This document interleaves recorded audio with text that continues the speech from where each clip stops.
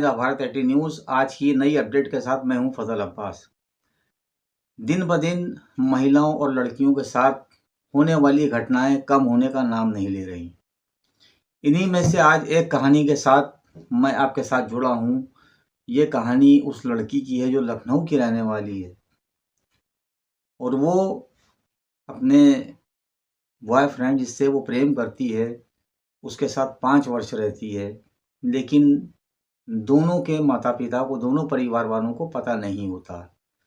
फिर लड़की के फोर्स करने के बाद लड़का शादी के लिए तैयार हो जाता है और वो किसी अनजान जगह पर जाकर शादी कर लेता है। और शादी करने के बाद वो चला आता है। आने के बाद जब ये राज खुलता है कि इन दोनों की शादी हो चुकी है, तो दोनों परिवार वाले बहुत नाराज़ होते हैं। इनमें लड़की गरीब घर की है और लड़का थोड़ा अच्छे घर का है। तो लड़की के घर वाले राज़ी रहते हैं कि ठीक है मैं शादी कर दूंगा, लेकिन लड़के के घर वाले राज़ी नहीं होते उस लड़की से शादी करने के लिए। होता यह है कि वो लड़की कई दिन तक के कुछ खाती पीती नहीं, जिससे वो बीमार हो जाती है। तो जब लड़की के घर वाले लड़के के घर वालों पर दबाव बनाते हैं और कहते हैं कि जब ये शादी कर चुके हैं तो आपको अपनी बहू इसको स्वीकार करके इसको रखना चाहिए, तो उसके घर वाले लड़के को वहाँ से हटा देते हैं कुछ दिन के लिए। और लड़का लड़की से फ़ोन करके डिमांड करता है कि तुम वो निकाहनामे का कागज़ फाड़ कर सब यहीं पर ख़त्म करो, जो हुआ सो हुआ, और हम तुमसे शादी तो हमने कर ली है, और लेकिन ये हम तुम जानते हैं, घर वालों को नहीं मालूम है। तो ऐसा करते हैं कि तुम कागज़ फाड़ के फेंक दो वरना हम अपनी जान दे देंगे। यानी कि लड़का लड़की को इमोशनल ब्लैकमेल करता है कि तुम हमसे अगर प्यार करती हो तो तुम मेरा कहना मानो वरना मैं अपनी जान दे दूंगा, तुम निकाहनामा जिसे हमारे सर्टिफिकेट भी कहते हैं फाड़ कर फेंक दो। लेकिन लड़की समझदारी से काम लेते हुए ऐसा नहीं करती है। इसके बाद वाद विवाद बढ़ता रहता है और धीरे धीरे एक स्थिति वो भी आती है कि ये मामला थाना सादतगंज में पहुंच जाता है। और थाना सादतगंज में पहुंचने के बाद क्या होता है वो आप लड़की की ज़बानी। खन्ना का तकिया नियर झड़ियन तालाब लकड़ मंडी स्थित एक मामला अभी सामने आया है कि जिसमें तकरीबन 5 वर्ष एक महिला के साथ रिलेशनशिप करने के बाद 1 अगस्त को 2022 को निकाह हुआ और उसके कुछ दिनों के बाद उस लड़के ने ये कहना शुरू कर दिया कि अब मैं तुमको साथ में नहीं रख सकता, जबकि साथ में रहने के दौरान उसने इस लड़की को काफ़ी आश्वासन दिए कि अगर मेरे घर वाले एग्री नहीं हुए तब भी मैं तुमको अपने साथ अलग किराए का मकान दे के रखूँगा। लेकिन इसके बाद की पूरी कहानी उस पीड़ित महिला की ज़बानी आप खुद सुनिए। आपका नाम? तनीषा। तनीषा जी, ये बताइए आपके साथ क्या घटना हुई, पूरा प्रकरण आप बताइए कि आपका और उसका जो आपका अभी प्रेजेंट में पति है तो कितने समय से आपका संबंध रहा? जी हम लोग 5 साल से रिलेशनशिप में हैं। मेरे शौहर का नाम फैजान है और अभी 4 मंथ हुए मेरी शादी को 1 अगस्त 2022 में। और उन्होंने शादी मैं करना नहीं चाहती थी, मतलब फिर भी उन्होंने बहुत फोर्स करा और मेरे रिश्ते कहीं और से है वो भी मना कर दिए कि हम शादी नहीं करने देंगे। सब मेरी फैमिली से भी बात करी कि हम शादी करना चाहते हैं। यानी कि आपकी शादी कहीं और हो रही थी तो उसका उन्होंने बायकॉट किया और करने के बाद आपसे ये कहा कि हम तुम्हारी शादी दूसरी जगह नहीं होने देंगे और हमें करना है, यही आपसे कहा? अच्छा, उसके बाद क्या हुआ? उसके बाद फिर हम लोग की शादी हो गई। बताइए आप कि निकाह के लिए फोर्स सबसे ज्यादा किसने किया? आपके पति ने जो अब हैं उन्होंने किया, या आपकी तरफ से निकाह के लिए सबसे ज्यादा जोर किसने दिया? जी मैंने किया था फोर्स, क्योंकि हम लोग पहले से रिलेशनशिप में थे। इस वजह से मैंने उनको फोर्स करा क्योंकि मेरी लाइफ बर्बाद हो जाती। इस वजह से मैंने कहा कि मैं उनसे शादी करना चाहती हूँ। पर उन्होंने मना किया। पर फिर उसके बाद वो मान गए शादी करने के लिए। और जब हमने ये कहा कि घर वाले नहीं रखेंगे तो क्या होगा, तो उन्होंने कहा हम अलग रहेंगे तुम्हारे साथ, अगर मेरे घर वाले बेदखल भी कर देंगे तब भी हम तुम्हें लेकर अलग रहेंगे। अच्छा, जो आपका निकाह हुआ है तो आपके पति, जो पति हैं आपके, उस समय जब आपका विवाह नहीं हुआ था तो आपको लेके कहाँ पे गए थे और वहाँ पर कौन कौन लोग थे, कितने लोग थे, कितने लोगों की निगरानी में निकाह हुआ और उनकी तरफ से कै लोग थे और आपकी तरफ से कै लोग थे? वो जिस जगह लेकर गए थे वो आलम नगर है और बाकी लोगों के बारे में हमें पता नहीं।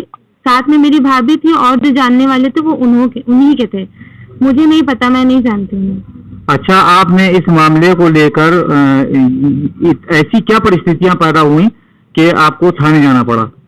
हम लोगों की लड़ाई हो गई थी और इस दरमियान मैंने खाना बंद कर दिया तो मेरी तबीयत ज्यादा खराब हो गई।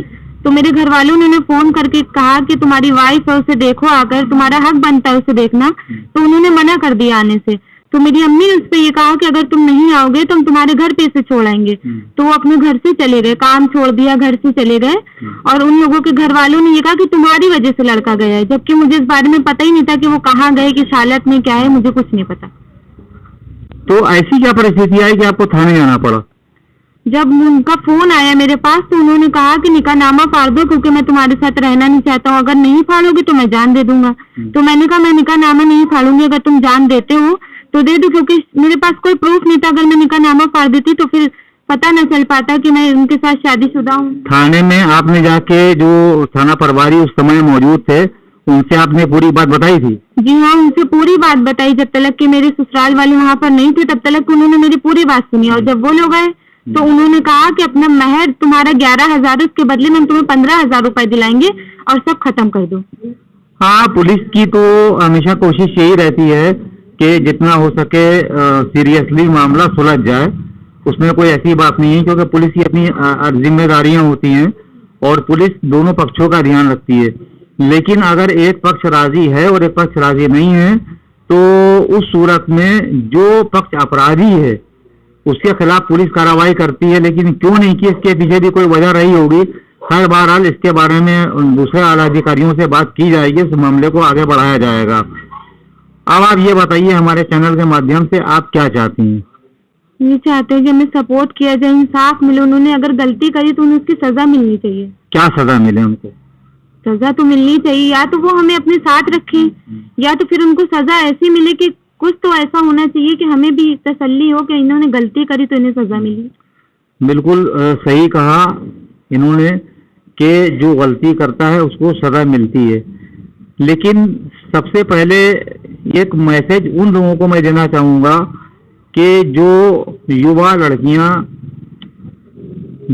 लड़कियां जज्बात में आकर और अपने माता पिता या अपने घर परिवार को नज़रअंदाज कर उनके संस्कार या उनकी संस्कृति को, उनके दिए हुए संस्कारों को नज़रअंदाज करके चली जाती हैं, तो ये सोचना होगा कि आपके साथ क्या हो सकता है। यानी कि जो इसके साथ हुआ वो किसी भी लड़की के साथ हो सकता है। तो सावधान रहें। हमारा काम है आप तक आवाज़ पहुंचाना ताकि आप हकीकत को समझें। अभी जिस पीड़ित महिला से बात हो रही थी, जिसके हमने बयान आपको सुनवाए, उस लड़की के मामले को मैडम देख रही हैं। तो मैडम, सबसे पहले हम आपका नाम जानना चाहेंगे। मुझे शब्बी फातिमा कहते हैं और मैं पेशे से एडवोकेट हूँ और एक समाज सेवी भी हूँ। तो शबी फातिमा जी, ये बताइए, मैं आपसे ये जानकारी लेना चाहता हूँ कि जैसा कि इस पीड़ित लड़की ने बताया कि उस लड़के ने इतने सालों उसको यूज़ करने के बाद और उसके बाद निकाह करता है, वो भी लड़की के फोर्स करने के बाद, और निकाह हो जाने के बाद भी ये लड़का अपने घर नहीं लेके जाता है। उसके बाद जब परिस्थितियां ऐसी आ जाती हैं कि लड़की को मजबूरन थाने जाना पड़ता है, तो थाने में उसकी सुनवाई तो होती है लेकिन उसके पति के ऊपर कार्रवाई नहीं होती। जबकि लड़की के खुद ये बयान थे कि उसने ये भी कहा कि मैंने थाने में भी यही बात कही थी कि मुझसे कहा था कि तुम निकाहनामा फाड़ कर फेंक दो और मैं जान दे दूंगा अगर तुमने निकाहनामा नहीं फाड़ा। तो इससे तो बात साफ यही होती है कि वो इसको एक यूज करने वाली चीज के हिसाब से इस्तेमाल कर रहा था। और थाने में जाने के बाद थाना प्रभारी उस वक्त जो भी रहे हों, उनको कम से कम चाहिए था कि उसके खिलाफ कठोर कार्रवाई करना चाहिए थी।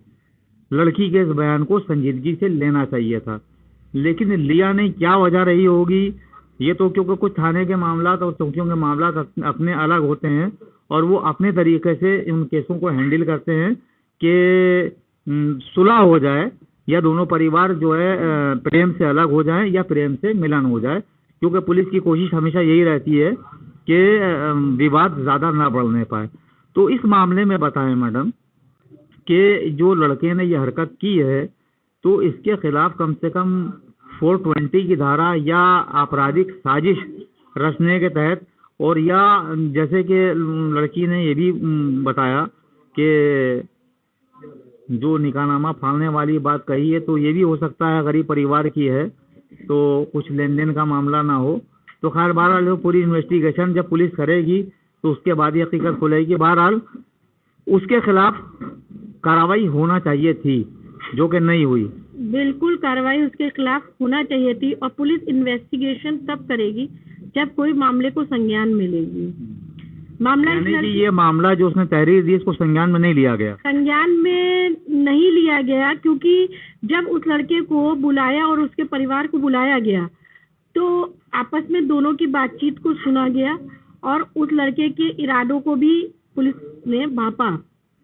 लेकिन फिर जाने क्या बात हुई, इस लड़की को वहां से वापस भेज दिया गया और उसको, लड़के को भी बिना किसी सुलह समझौते के वापस भेज दिया गया, जिस कारण से वो तो आज़ाद घूम रहा है। और उसको क्योंकि किसी प्रकार का कानूनी सजा नहीं मिली, इसलिए उसकी जो है इस तरह के हौसले भी उसके बुलंद हो रहे हैं और इस तरह का अपराध भी बढ़ रहा है। ये भी सुनने में आया है कि पुलिस ने उससे ये भी कहा कि आपके यहाँ जो दीन शरीयत के हिसाब से मेहर बनता है तो आप वो लेकर उसका जो है आप तलाक दे दिए।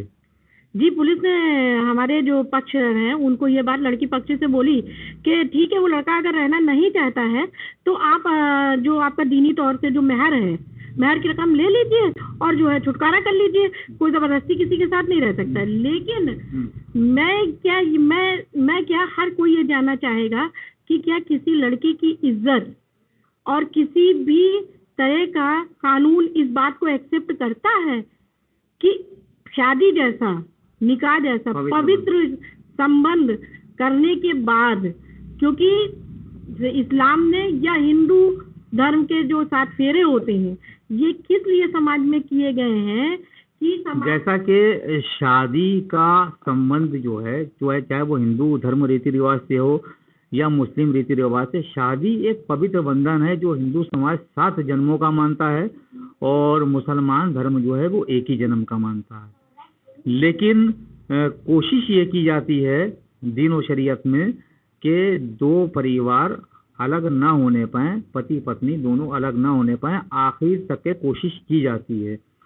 लेकिन इनके मामले में जैसा कि देखा और सुनने में भी आया कि पुलिस ने दूसरे पक्ष की भी सुनने के बाद महिला से, पीड़ित महिला से ये कहा कि आप अपनी शरीयत के मुताबिक जो आपका मेहर बनता है लेकर तलाक दे दो। तो ठीक है, तलाक लेना कोई गलत बात नहीं है, वो शरीयत के हिसाब से और कानून के हिसाब से सभी को चलना पड़ेगा। लेकिन जो उसने निकाहनामा फाड़ने की बात कही, उसके पीछे उसकी क्या मंशा थी, उसके दिमाग में क्या चल रहा था, इसकी तहकीकात, इसकी इन्वेस्टिगेशन बहुत ज़रूरी है। और अगर वो इस तहकीकात में दोषी पाया जाए तो उसके खिलाफ कार्रवाई भी होना चाहिए। कैमरामैन यूसुफ जादी के साथ द भारत 18 न्यूज़ से मैं फजल अब्बास, नमस्कार, जय हिंद। देखते रहिए द भारत 18 न्यूज़। ये उन लड़कियों के लिए एक मैसेज है कि जो अपने माता पिता का सम्मान करती हैं, दिल से करती हैं, लेकिन अपनी मोहब्बत के आगे कमज़ोर और मजबूर पड़ जाती हैं, जिसका नतीजा ये सामने आता है कि जिससे वो प्रेम करती हैं वो भी उनका साथ छोड़ देता है। ऐसी स्थिति में सिर्फ बदनामी के अलावा कुछ हाथ नहीं लगता। तो ये उन लड़कियों के लिए एक मैसेज है कि जो अगर किसी से प्रेम करें तो अपनी सिक्योरिटी के साथ विश्वास कर लें और अपने परिवार वालों को अपनी सच्चाई को ज़रूर बताएं। हमारी आज की अपडेट कैसी लगी हमें ज़रूर बताएं। नमस्कार, जय हिंद।